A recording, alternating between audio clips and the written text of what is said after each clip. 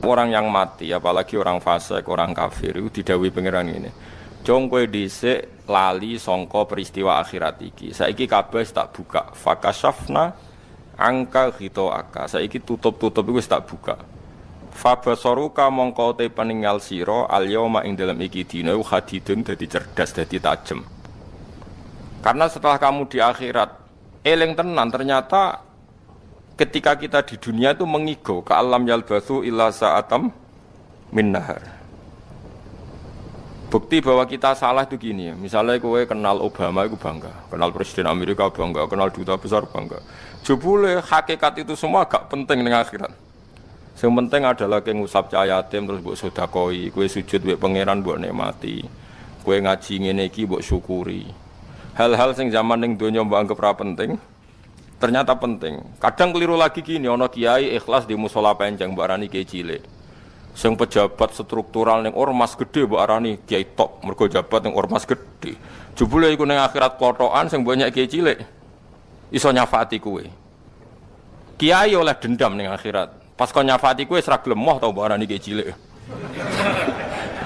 Lho dendam itu diolehno pangeran. Mulane kowe jogeman ngenyek kiai cilik, iso wae gedhe indah apa. Engko kathah. Rubba asa akhbaro madfu'in bil abwab law aqsama ala Allah la abarrahu. Dari kanjeng Nabi, akeh zaman ning donya wong sawangane kedual-dual rambute, pakaiane compang-camping tapi umpama sumpah atas nama Allah mesti Allah nyembadani. Si kiai ya, kalau versi medis Anda lebih tahu. Kalau versi kiai itu kematian itu dianggap hal yang sebetulnya ada versi kiai ya, semua orang tahu lah pasti mati itu. Cuma inginnya mati itu kan macam-macam. Inginnya ya setelah kaya, terus setelah mapan, terus menangi anaknya mapan, cucunya mapan itu. Terus itu pun sebetulnya ada siap mati juga, tapi ya tetap mati itu. Jadi saya punya cerita, saya akan cerita yang lucu-lucu ya supaya enggak tegang ya menghadapi kematian. Dulu itu kroni itu ya sudah ada. Jadi Nabi itu ya punya kroni, tidak hanya pejabat. Nabi itu punya kroni. Nabi Sulaiman itu bisa terbang. Ya mulai dulu manfaatkan angin. Jadi angin itu mulai dulu memang luar biasa. Dimanfaatkan orang sekarang mulai tenaga angin, pakai rem angin. Mulai dulu angin itu luar biasa. Nah itu teman dekatnya Nabi Sulaiman itu ya agak sopan tuh bilang gini, itu Pak Nabi itu kalau nanti ada malaikat Israel saya pinjam anginnya supaya tidak bisa ngejar saya katanya. Jadi mulai dulu tidak hanya pejabat, Nabi pun ya punya teman yang agak-agak gimana itu. Suatu saat malaikat Israel disuruh nyabut orang, misalnya namanya siapa lah. Nanti saya sebut ada yang tepaan sama nanti tersinggung, ya semuanya siapa gitu. Yang jelas namanya ada Agus tidak Bambang karena bahasa Arab itu. Itu orang ini cabut di India. Nabi Sulaiman kira-kira ya di Palestina kira-kira. Si orang ini ternyata di dekat Nabi Sulaiman.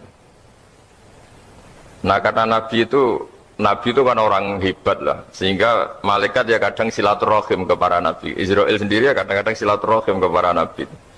Silaturahim yang paling nggak disukai ya silaturahimnya malaikat Israel.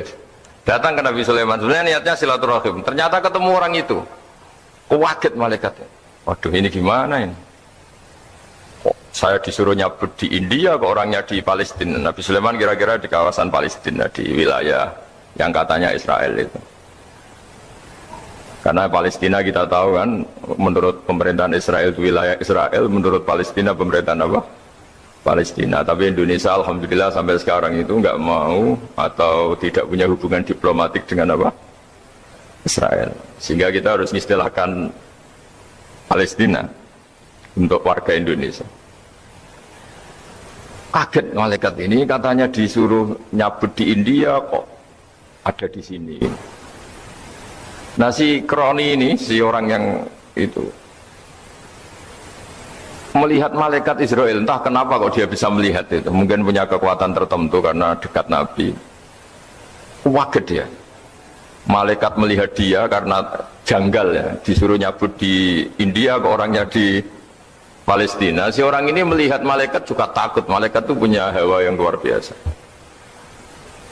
Akhirnya bilang ke Nabi Sulaiman, ya Nabi Allah, tolong pinjemin saya angin untuk saat ini juga saya bisa terbang ke India.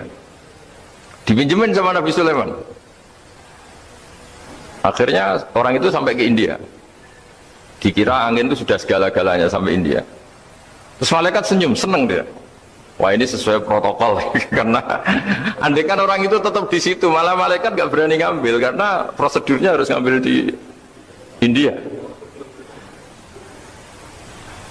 Jadi andai kan dia tetap diam di situ, sebenarnya malah gak masalah karena gak sesuai apa?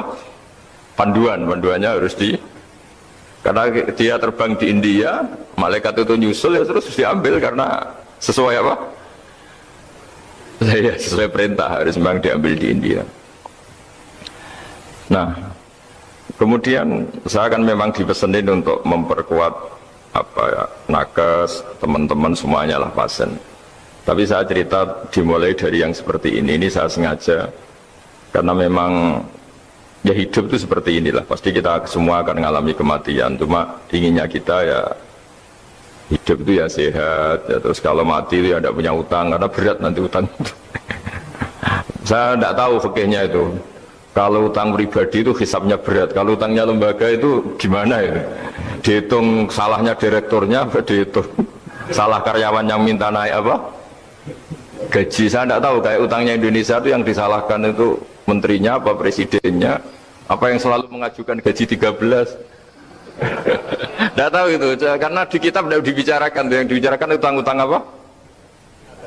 Pribadi ya. Kalau yang utang-utang lembaga negara itu nanti tak tanyakan malaikat auditornya ini gimana cara apa? Itu yang disalahkan menterinya, apa presidennya, apa direkturnya, apa pengajuan proposal itu. Nah, singkat cerita itu kalau ngadepin kematian atau sebenarnya yang ngadepi kehidupan juga kita ini, inna sholati wa nusuki wa mahyaya wa mamati lillahi rabbil alamin. Saya bicara ilmunya kiai. Misalnya si A itu sebenarnya sudah ditulis dia mati karena kecelakaan. Yang satu ditulis mati karena sepuh, karena tua. Yang satu mati karena tersedak, yang satu mati karena ngelindur. Mungkin yang satu mati karena tenggelam.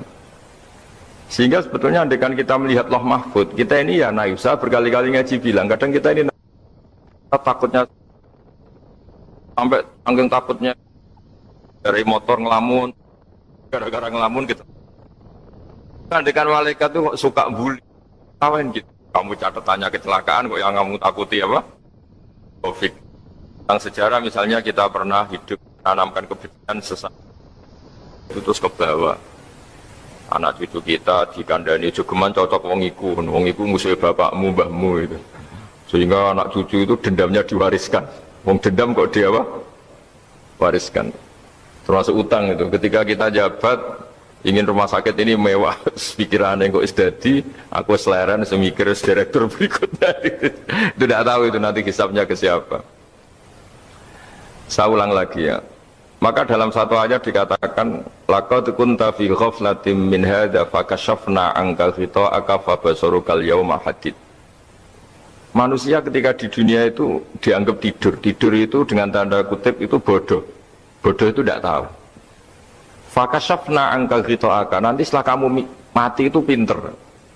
Tapi ketika Anda pinter sudah meninggal, sudah tidak bisa memperbaiki kesalahan-kesalahan kita. Nah, kenapa kita dikatakan sekarang ini tidur? Karena kita ini sering menyaksikan sesuatu yang sebetulnya tidak ada hubungannya dengan kita. Tidak ada hubungannya dengan kebutuhan kita. Misalnya kita ngelamun, berkhayal, ingin hidup kaya raya, sejahtera, jabat, orang lain anak buah semua. Ternyata itu nggak penting ketika kita di akhirat. Yang penting adalah Anda meninggal dalam keadaan menghamba kepada Allah Subhanahu wa Ta'ala. Saya berkali-kali ngaji, kalau saya berkali-kali bilang, andaikan hati kita nanti direkam Allah, nanti di akhirat sudah direkam, orientasi kita direkam nanti. Pak Agus misalnya ingin punya mobil, punya rumah mewah, punya apa, terus orientasinya gitu. Di depan Tuhan yang menyuruh kita, mensyariatkan kita, inginnya itu ya jadi hamba Allah terbaik, jadi kekasihnya Allah, jadi hamba yang bersujud, dari hamba yang bersedekah. Jadi ini kan tidak sambung, ada cita-cita versi Allah yang dianjurkan Allah, yaitu bercita-cita jadi hamba yang soleh, yang bermanfaat, yang memanfaati orang banyak. Kemudian ini ada cita-cita yang hadun nafsi, ingin mapan semua orang anak buah.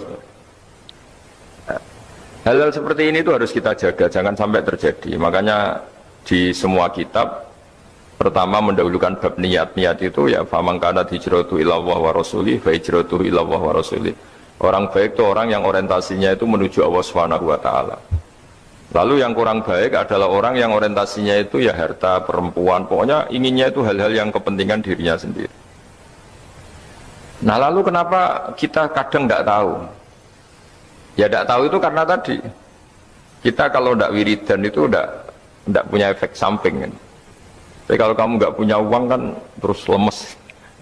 Karena ngerti itu terus uang itu penting, wiridan tidak penting. Nah dari kesimpulan itu sebenarnya kita menjadi bodoh. Karena menjadi bodoh ketika Anda meninggal ternyata uang ini nggak penting, wiridan ini penting. Tapi tahu kita terlambat setelah kita meninggal.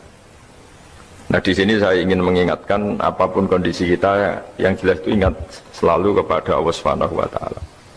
Caranya ingat gimana? Kata Nabi, kamu bayangkan musibah yang lebih ekstrim, kamu akan tahu yang kamu alami itu ahwanu wa aisar, yang kamu alami itu ringan sekali. Ringan seringan-ringannya. Saya beri contoh ya, kalau Anda belajar, kalau dalam bahasa pondok itu falak, mungkin kalau bahasa umum itu apalah ilmu apa. Misalnya orang ahli meteor, ahli apalah, ahli perbintangan. Ketakutannya pasti benda langit ini jatuh, kemudian menimpa bumi.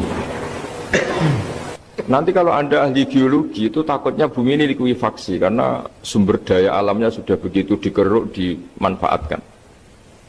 Nanti yang ahli teroris atau yang ahli ekstremis itu takutnya itu ada teroris. Yang ahli sosiologi takutnya Indonesia itu chaos. Kalau chaos ya saling bunuh, saling apa. Jadi semuanya ini ketakutan ini semuanya mengarah terhadap kematian. Kecelakaan lalu lintas ya menjadikan orang mati, likuifaksi kayak kemarin di Sulawesi ya iya, gunung meletus, gempa, tsunami. Nah ketakutan yang menjadikan kematian ya banyak. Kalau baru tsunami aja ya orang takutnya ke tsunami, nanti kalau ada kematian gempa ya takutnya gempa, kalau temanya COVID ya takutnya COVID. Terus kalau ada tetangga mati karena ngelindur ya baru gue nak turu hati-hati nggak nak mati ngelindur. Jadi, nah masalahnya kan kita tidak tahu, nggak tahunya itu. Ya tadi takutnya COVID ternyata catatannya itu mati kecelakaan. Takutnya kecelakaan ternyata matinya itu ngelindur. Kan kita tidak pernah tahu. Dari tidak pernah tahu itu kemudian agama datang dengan anjuran sudahlah kamu tawakal bahwa semua urusan kamu di tangan Allah Subhanahu wa taala. Inna sholati wa nusuki wa mahyaya wa mamati lillahi rabbil alamin la syarikalah. Yes, ibadah kita, sholat kita, hidup kita, mati kita semua di tangan Allah Subhanahu wa taala. Sehingga dengan berpikir begini ini melihat COVID itu ya kayak melihat potensi kematian yang lain, kayak karena gempa, likuifaksi, kecelakaan, karena ngelindur, karena macam-macam. Kenapa saya membuat atau menyarankan ya supaya orang berpikir demikian, supaya bersyukur bahwa kita ini dihimpit, disekelilingi penyebab kematian tadi. Kalau kita ahli meteorologi mungkin takutnya itu asteroid jatuh, terus kemudian meteor jatuh yang nggak habis digesek oleh sistem alam, terus macam-macam. Yang ahli gempa juga takutnya gempa, yang ahli tsunami takutnya tsunami, yang ahli sosial takutnya Indonesia chaos, kemudian saling apa? Bunuh, saling apa, dan sebagainya, dan sebagainya. Nah dengan keadaan seperti ini, kita ini baik sekali. Bukan sekedar baik, baik sekali. Kita tidak mengalami chaos sosial, kita tidak mengalami likuifaksi, kita tidak mengalami benturan benda langit di bumi kita. Karena itu sekali terjadi, bukan 1-2 lagi, tapi habis seluruh Indonesia, mungkin seluruh dunia. Nah di sini cara Allah membuat kita selalu bersyukur bahwa hal-hal itu tidak terjadi. Jadi ada sebuah ayat yang Allah selalu mengingatkan Aamintum man fis sama ayakhsifa bikumul ardo fa idza hiya tamur. Kamu boleh sekali-kali berpikir bumi ini justru potensinya itu likuifaksi, potensinya itu hancur karena di bawah itu ada magma, ada apa minyak, ada macam-macam. Ini kan di bawah ini kan ngerongkong cara Jawa itu karena diambilin terus. Biro-biro diambil ya ini ya ono masih bisa dipakai. Belum sistem bumi sendiri wafil arti kita mutajawirat, bumi sendiri itu berupa lempengan-lempengan. Setiap saat itu potensinya geser, sekali geser ya jadi gempa itu. Terus belum benda langit yang potensinya juga jatuh, sekali jatuh ya habis kita. Jadi yang kita ini dikepung sekian potensi yang bisa menghancurkan kita. Tapi nyatanya mulai Nabi Adam sampai sekarang itu ada kehidupan, ada khayal. Sing Joko yang kepengen payu rabi, mungkin sing wis payu rabi ya mbah kepengen mbah roh. Macam-macam lah. Tapi yang jelas itu wong dikepung kematian kok ya khayalnya masih tinggi. Lah enggak pernah ngayal ya orang yang utang ditagih itu, gak kok berngayal. Soalnya wedine tanggal kredit itu. Tapi ini saya cerita supaya orang Indonesia itu ngerti lah bahwa yang ngepung kita itu tidak hanya Covid. Banyak. Makanya orang Arab itu kalau ngendikan itu wa malam yamut bisayfi mata bi khairihi ta'addadatil asbab wal maut wahidu. Karena orang Arab itu kan dulu Arab sebelum Islam itu kan satu kabilah nyerang kabilah yang lain. Wah itu kan harus butuh orang-orang tangguh karena dulu sistem rezekinya kayak sistem Indonesia dulu lah. Kerajaan ini nyerang ini supaya satu kerajaan punya eksistensi harus mengalahkan kerajaan yang lain. Bahkan cerita-cerita itu sama lah di Indonesia di mana-mana. Nah itu pemuda-pemuda yang gagah berani itu karena punya pegangan tadi. Wa man lam yamut bisayfi toh mata biwirihi. Kalau kamu tidak mati di medan perang ya tetap aja mati juga. Sehingga mereka kendel gitu kata cerita orang dulu. Ta'addadatil asbab wal maut wahidu. Sebab kematian bisa macam-macam, tapi kesimpulannya tetap saja namanya mati. Lalu Islam itu mengajarkan aksiru min dzikri hadhimil ladzat. Kamu harus banyak ingat mati. Tapi uniknya Islam itu menyuruh ingat mati itu disuruh justru semangat hidup. Karena kita butuh bekal itu. Jadi kalau kamu ingat mati itu jangan terus loyo, terus nunggu takdir mati itu enggak, malah disuruh semangat. Nah tenaga medis semangat mengobati pasien, yang pasien juga semangat apa mensupport dirinya supaya punya keberanian hidup. Orang Jawa nunggoni anak, nunggoni putu. Kalau saya sebagai kiai ya nunggoni santri, nunggoni umat. Jadi ingat mati itu justru dengan cara mencintai hidup. Karena hidup ini adalah bekal kita untuk sanggup ketemu Allah Subhanahu wa taala. Kadang-kadang bekal itu mudah sekali. Ada orang nakal gara-gara minumin anjing yang baru haus, sama Allah dimaafkan. Ada orang yang pulang dari tempat kerjanya, ada duri di tengah jalan, disikirkan takut kena orang, diampuni Allah, akhirnya menjadi ahli apa? Surga. Ada orang yang kerja untuk orang tuanya, kemudian orang tuanya dicukupin menjadi ahli surga. Bahkan ada ahli surga itu ceritanya itu, tapi ini jangan dicoba. Ada orang sudah jelas niat nyon sewu, niat zina, sudah tinggal itu terus mikir dia. Saat itu takut Allah gak jadi, barokahnya gak jadi langsung dia jadi ahli surga. Sarannya gak jadi loh ya. Tapi ya udah usah dicoba. Itu kalau keterusan masalah. Jadi Islam itu menganjurkan ingat mati, tapi justru dengan cara mencintai kehidupan. Karena yang jadi referensi Allah nanti di akhirat adalah perilaku kita, amal kita zaman apa? Hidup. Jadi disuruh ingat mati, tapi justru dengan cara sangat mencintai apa? Kehidupan. Lalu yang dinamakan kehidupan itu apa? Ya kita-kita ini, ada yang mengkhidmati agama, mengkhidmati orang sakit, mengkhidmati itu ya berbakti, membantu, ada yang nata lalu lintas, ada yang nata keamanan kayak Pak Polisi, ada yang nata keuangan kayak Kemenku, macam-macam. Semuanya harus kita cintai, profesi-profesi yang oleh Islam dianjurkan untuk kita nekuni itu. Jadi saya mohon lewat cerita ini orang itu tidak fokus takut Covid. Kasihan Covid kan jadi tersangka pembunuh sini. Padahal di kampung-kampung orang lugu-lugu yang saking nggak ngertinya itu kalau dikasih sumbangan itu katanya itu salam yang Covid matur nuwun. Itu ribet kalau orang lugu-lugu itu. Dikira Covid itu satu makhluk atau manusia yang apa nyumbang itu. Jadi saya mohon semohon-mohonnya, seminta-mintanya, sampean harus ngitung nikmat lah. Dengan sistem meteor seperti itu di langit tidak jatuh ke kita, sistem bumi yang sudah ngerongkong gini tidak likuifaksi. Terus di dunia ini banyak kimia, banyak racun. Itu kalau misalnya meledak kemudian dibawa angin, mungkin matinya lebih massal. Ternyata semua itu nggak terjadi. Artinya nikmat yang sekarang kita dapatkan, kita nikmati sekarang itu jauh lebih besar ketimbang ketakutan kita. Nah, ini Islam selalu menganjurkan fadzkuru ala Allah la'allakum tuflihun. Selalu ingat sisi-sisi nikmatnya Allah. Kamu jangan hanya sisi wah kita dikepung Covid, kita punya istri judes, punya anak nggak nurut, punya atasan sadis, punya anak buah nggak loyal. Kalau gitu terus ya kamu nggak berani hidup. Yang diingat masalah. Itu salah, hidup seperti itu salah menurut Islam. Yang Islam menganjurkan fadzkuru ala Allah, kamu ingat sisi-sisi nikmatnya Allah, bukan sisi-sisi kita hidup itu diuji. Saya punya sekian cerita ulama-ulama yang unik, yang punya nasihat itu. Jadi ada orang kaya raya dulu temannya banyak, anak buahnya banyak. Suatu saat dia miskin terus gak ada yang berkunjung. Jadi dia ngeluh, curhat ke ulama itu. Ketika saya kaya yang berkunjung banyak, ketika saya miskin kok nggak ada yang berkunjung, kurang ajar betul teman-teman saya.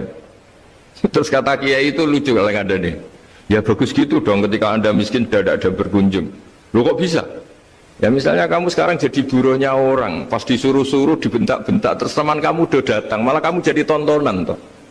Mendingan nggak udah datang, jadi kamu ketika buruh orang nggak malu karena teman-teman kamu sudah tidak datang. Ya alhamdulillah kalau gitu ya. Jadi dulu satu hal yang dia dulu nganggap problem, ya kan kalau kamu misalnya dulu kaya, temannya banyak, jabat, terus yang takut banyak.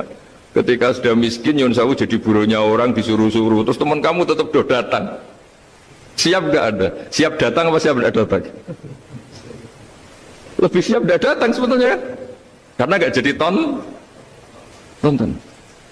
Akhirnya dia sadar. Ya gitu kalau dikeluhin istri saya ini judes, ya sering marahin gini-gini. Ya bagus dong marahin kamu. Kalau marahin tetangga malah masalah. Coba kamu punya istri kalau marahin orang lain, pusing enggak? Mendingan marahin. Jadi pokoknya dilatih terus.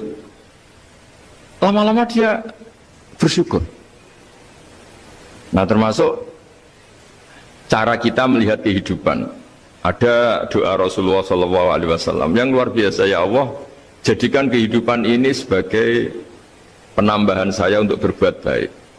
Wal mauta rohatan li min kulli syarrin. Kalau saya engkau takdir mati, ya anggap mawon nih mati itu berakhirnya semua potensi keburukan saya. Orang itu kan potensinya dua, buruk betul atau potensi buruk. Mungkin sekarang kita ada korupsi, tapi bisa saja suatu saat kita korupsi. Mungkin sekarang kita ada salah, suatu saat potensi salah. Dan mati itu mengakhiri itu semua. Makanya saya berkali-kali cerita kalau ngaji, kalau orang-orang alim NU itu kalau ada bajingan mati tetap dia seksa ini baik dia. Itu tetangganya nggak mau semua. Wong bajingan udah darani baik, tapi kiainya ngotot harus disaksikan kalau ini baik. Akhirnya mereka bilang ya baik-baik. Padahal di hati kiainya sudah tidak bisa garong lagi, tidak bajing lagi, ya baiklah gitu. Jadi sehingga orang-orang soleh itu melihat hidup itu ya biasa, melihat mati itu biasa, karena hidup adalah sarana kita menambah kebaikan dan mati adalah akhir dari segala keburukan kita atau potensi keburukan kita. Jadi Islam itu mengajarkan kita gimana menghadapi kehidupan, juga gimana menghadapi apa? Kematian. Jadi saya ulang lagi, itu ajaran-ajaran Islam yang luar biasa. Jadi ij'alil hayata ziyadatan li fi kulli khairin wal mauta rohatan li min kulli syarrin. Jadi hidup menambah kebaikan, kalau kita mati anggap saja mengakhiri semua buruk kita kalau kita sedang buruk atau potensi keburukan kita. Saya cerita ringan tapi supaya diingat-ingat. Jadi kalau kita yang nekuni, saya tadi kan sudah bilang, kita kiai yang nekuni ilmu itu, ya tadi kita agak fokus bicara Covid. Inna Allaha yumsikus samawati wal ardo an tazula wala in zalata in amsakahuma min ahadim min ba'dih. Kalau kamu ahli meteorologi kan melihat ini jatuh jumlahnya besarnya sekian. Ini kalau digeser oleh atmosfer paling masih sekian, kayak kemarin Januari kan hujan meteor yang sering kena Lampung kemarin. Terus di mana-mana mesti takut kamu itu. Kalau kamu ahli gempa takutnya itu ya pergeseran lempengan bumi. Kalau kamu ahli tsunami ya takutnya tsunami. Kalau ahli sosiologi ya takutnya chaos sosial, ya sama. Kamu medis ya takutnya penyakit yang menular, penyakit seperti ini. Oke, kita sekarang fokus menghadapi COVID dan kita selalu berharap supaya Indonesia terbebas dari apa? COVID dan musibah-musibah yang lain. Ya tadi, apa gunanya terbebas dari COVID tapi chaos sosial kayak apa terus kita? Sehingga Islam selalu mengajarkan harus disyukuri lah bahwa kita sekarang alhamdulillah kita hidup harmonis. Kita kata Mbah Mun Bhinneka Tunggal Ika itu dimentikakno terus yang terakhir masalah air. Air itu sumber kehidupan. Di antara Allah mengingatkan kita adalah kul ara'aitum in asbaha ma'ukum ghoron famayyatikum bima imma'in. Bumi ini kan bawahnya ada magma, terus ada air.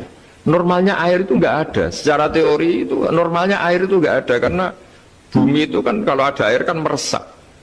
Sudah meresap, bawahnya itu ada minyak, ada magma, harusnya air itu tersedot habis. Tapi orang saking angkuhnya, saking cueknya, ngira air itu malah potensinya itu abadi. Sebetulnya kalau menurut teori alam, air itu gampang hilang kan, diletakkan di bumi ya bumi itu meresap. Nanti bawahnya itu ada minyak, ada sebagian ada magma, ada macam-macam lah.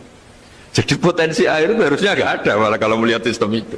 Tapi karena Allah saking rahmannya, air ini dijaga sedemikian rupa tetap ada. Kalau melihat sistemnya kan normalnya malah gak ada. Makanya Allah selalu mengingatkan in asbaha ma'ukum ghoron. Suatu saat air yang kamu pakai yang jadi sumber kehidupan itu bisa saja tahu-tahu hilang. Mungkin tersedot oleh panas bumi atau corong Jawa niku nyeresep entek atau gimana lah cara Allah menghilangkan. Fama ya'tikum bima imma'in. Lalu siapa yang bisa mendatangkan air itu lagi? Ini kata para hafid, ini yang kata guru-guru ya termasuk yang dikatakan Pak Mukhtar ini, nanti orang harus ngondikan menjawab Allahu Rabbul Alamin, hanya Allah sendiri yang bisa mengatur air ini selalu ada. Itu Pak, kalau kamu pikir kan air kamu sokkan di bumi kan mesti langsung hilang, meresap ke bumi. Bumi ada bawahnya lagi, ada bawahnya lagi, dan mungkin bukan yang paling bawah mungkin tomak, harusnya itu nggak ada. Tapi Allah saking sayangnya mengatur sistem, air itu ada dan tersedia. Tapi ketika orang terlalu cuek dan angkuh sampai lupa syukur tersedianya apa? Air itu Allah mengingatkan, disuruh bayangkan, kul ara'aitum, coba bayangkan kalau in asbaha ma'ukum ghoron. Tadi kan ada khataman ya, saya ikut, terima kasih. Bayangkan kalau air suatu saat itu ghoron menjadi hilang. Fama ya'tikum bima imma'in. Jadi saya tidak bisa spesifik memberi nasihat tentang COVID karena ya tadi yang bisa membunuh kita ini banyak. Ya, tsunami ya bisa bunuh, gempa bisa bunuh, likuifaksi bisa bunuh, jatuhnya benda lain kita bisa bunuh. Takut tanggal utang kaget ya bisa bunuh. Macam-macam. Semacam-macam lah, ngelindur ya. Kemarin mudik aja yang sebelum tertata rapi aja, mudik aja berapa kemarin kalau ada apa mudik Lebaran yang tahun berapa, 3 tahun yang lalu apa 4 tahun yang lalu dulu. Jadi saya mohon, ketakutan kita adalah yang hakikat adalah takut jadi hamba yang tidak baik. Itu yang harus jadi ketakutan sejati. Takut kita di mata Allah tidak jadi hamba yang baik sehingga kita jauh dari Allah Subhanahu wa ta'ala. Karena cita-cita terbesar kita dan cita-cita terbaik kita adalah jadi hamba yang diridhoi Allah Subhanahu wa ta'ala. Sebaliknya ketakutan kita sejati adalah takut su'ul khotimah, takut jadi hamba yang tidak baik. Kita inginnya adalah assalamu alaina wa ala ibadillahis sholihin. Yang berhak mendapat keselamatan dunia akhirat adalah orang-orang atau hamba-hamba yang soleh. Ya tadi, untuk menjadi soleh itu gampang di Islam itu. Tenaga medis, nolong pasien ya ibadah, pasien husnudzon sama dokter ya ibadah, mengelola hidup, ingin hidup ya ibadah, anak ngurus istri, pokoknya anak yang ngurus keluarganya juga ibadah. Semuanya itu di Islam itu asal tidak maksiat itu dianggap apa? ibadah. Dan untuk orang menjadi kekasihnya Allah kayak tadi, ada orang yang karena ngerawat hewan dijadikan walinya Allah, menghilangkan duri atau pengganggu di jalan jadi kekasih Allah. Itu cerita-cerita itu semuanya ringan. Bahkan tadi ada yang cerita sekedar ingin maksiat dan tidak jadi. Dalam Islam itu kan gitu, orang merencanakan maksiat kemudian tidak jadi, itu ditulis pahala. Jadi gampang sekali untuk menjadi orang soleh dalam Islam. Kalau tidak bisa itu semua, kata Nabi, takufus syarroka anin nas fa inna sodaqatun minka ala nafsik. Kalau tidak bisa berbuat baik sama orang lain, yang penting tidak mengganggu orang lain. Itu kan enak.